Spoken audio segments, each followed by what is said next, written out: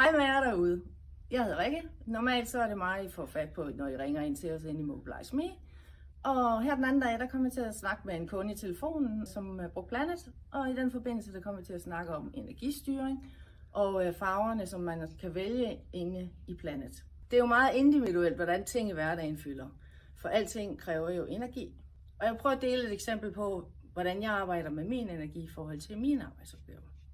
Først så brugte jeg en del tid på at finde mit egen udtryk for, hvad for nogle grader og opgaver jeg har. Så det gav mening for mig. Så har jeg 4 kategorier, som viser mig, hvor meget energi de kræver for mig. Hvis vi arbejder med farverne, grøn, gul og rød, så har jeg en grøn kategori, som jeg kalder en højrevindsopgave, som kan laves uden at jeg bruger noget tankeenergi.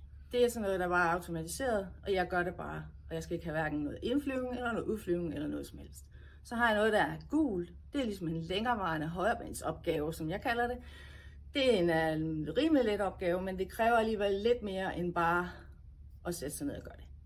Og røde opgaver, det er for mig sådan noget, det jeg kalder forestillingsopgaver, formidling, kommunikation, tekstskrivning, mails. Nogle gange kan jeg godt starte med en grøn opgave, og andre dage så kan jeg starte med nogle røde, alt efter hvor meget energi jeg har. Så det var meget sådan kort min måde at styre min energi på, men hvad gør du? Er du analog? Du har måske en bullet journal, eller du har måske gule post-its over det hele. Eller er du digital med for eksempel Planet?